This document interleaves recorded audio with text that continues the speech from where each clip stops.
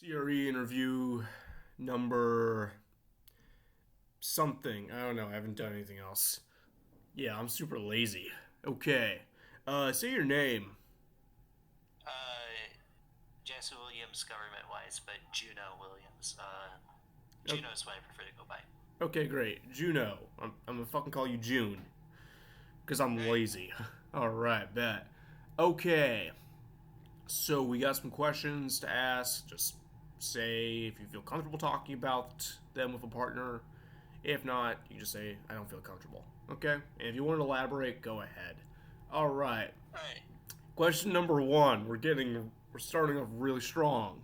How much sexual contact each day slash week slash month, if any, is ideal to you?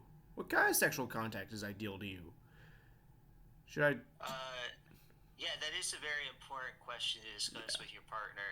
Mm-hmm. Uh, Based off the fact that actually it should be one of the first questions that you ask your partner if you two are in a solid relationship, Right. because intimacy is a very important thing early on, and understanding what type of boundary that is for both people.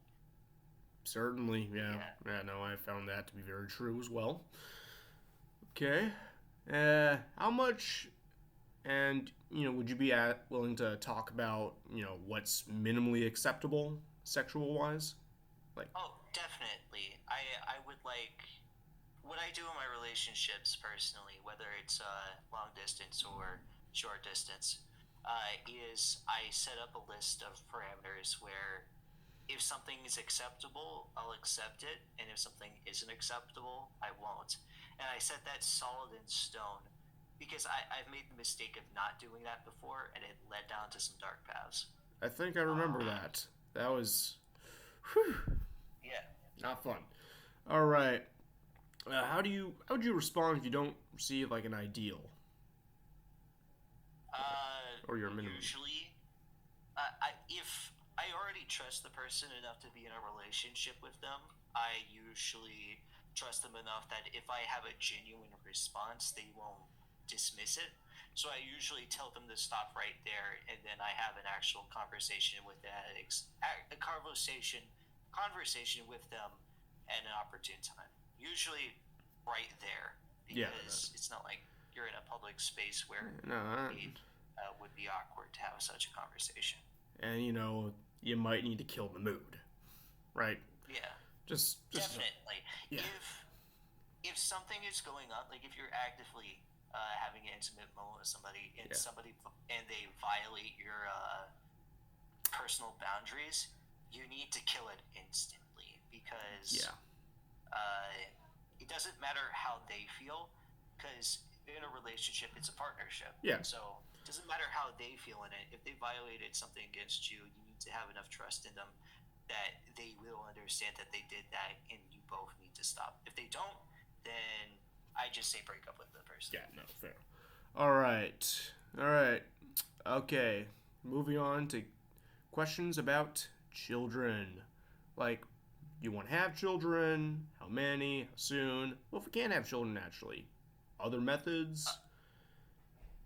I think that that is a very good discussion topic if you're in a period where children is viable. If it's not, it's more of a casual thing. But Yeah. if the person is making like a financial range where they're able to raise a person, and don't like quote me on this, but I've heard around some places that a child's full life for the parents can cost around $160,000 to $180,000 for the full 18 years that they are on the planet, and that sounds way too much to Yeah. certain people. But if you are in a demographic where you can afford that during that whole time, then it's a discussion that you should take seriously. If not, I wouldn't say that it's a serious moment. Yeah, no, we've. Because the human body is very like deterministic with how they react to children. Like the older you get, the more acceptable you are towards children based off your philosophy, and that's kind of a sort of biological thing. So early on, and if you don't have good enough money for it, No kids. it shouldn't be taken as seriously. But later when you on. are in that position, you need to take it seriously because it could decide what your life is going to be for the next like 2 decades. Yeah, I mean, hey, I've got the cost right here. It's like nearly 10K a year if you're like pretty low class, uh, around 16K a year if you're middle class, and 22K if you're upper class. That's per year. Yeah, Imagine that that's stretch. yeah. So it's very expensive. And it's a serious topic if you're in the realm of being able to afford.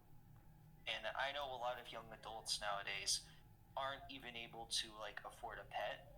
Yeah. So Yeah, okay. yeah. Now we get to the fun question for both of us. Uh, how well do you manage money? So the topic of managing money inside of a relationship between two people, there's a lot of ways that can be taken in specific routes. Uh, and in certain ways, it's also based off the emotions of the person who's asking the question. Like, if you're asking for a prenup, That's later. if you're asking for a prenup or any plan like that while married to somebody and you're asking how much wealth they have, that can be taken, if the person doesn't fully trust you, I mean, Yeah. that can be taken as you trying to get their money by divorcing them after Oh, a yeah. prenup. And Go dig, dig, sometimes dig, dig. it's just for financial security. Right. Because the more and more that we see generation wise, the younger generations, when they get married, they get more prenup plans because they understand that to a certain extent, they might not love the person for their entire life and they don't want to feel obligated to love somebody when they don't. Oh, And great. that is a acceptable thing. Yeah, no, Having a prenup just means that both will be financially able to leave the relationship.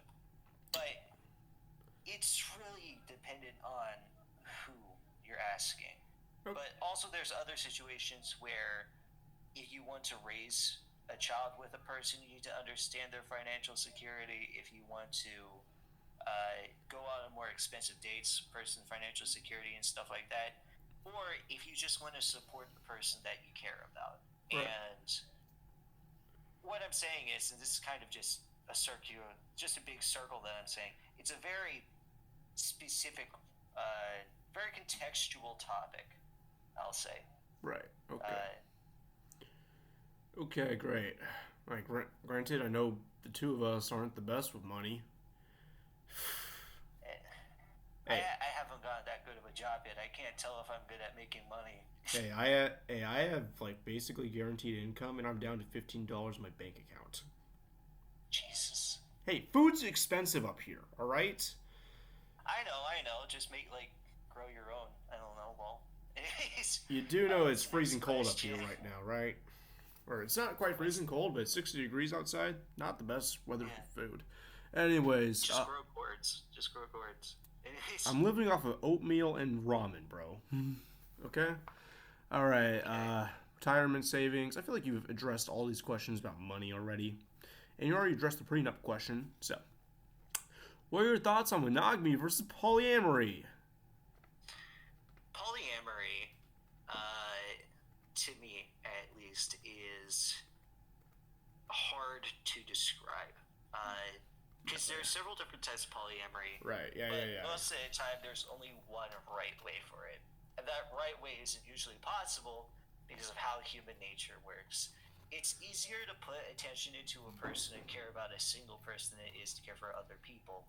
And people who are in polyamorous relationships, whether that's an open relationship or polycule, is if it's for a long time, then kudos to you for sticking together for that long. But in most situations, polyamory doesn't work out. So the discussion of polyamory with a partner, last time I had to have that type of discussion, it was a very concerning red flag for me because I knew the person was testing the waters to see it. And as a person myself who doesn't want to go into a polycule or be in an open relationship, I don't like that discussion. And when it is around, I see that as a means to an end of a relationship. Right. Okay. Uh, how do you feel about couples counseling?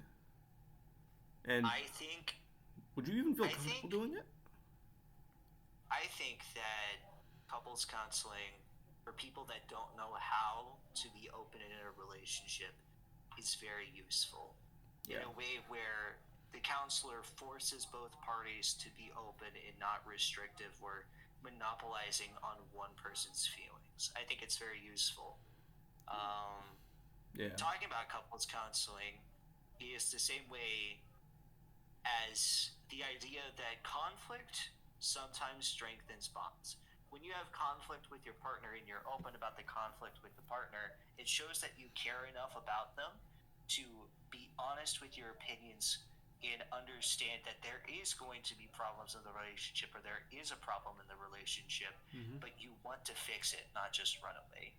Um, but that's not crapping on anybody who's in an abusive relationship and either doesn't know that or is too scared to leave it, Right. because having open contact about that could lead to the abusive person hurting themselves or hurting the person that's being abused.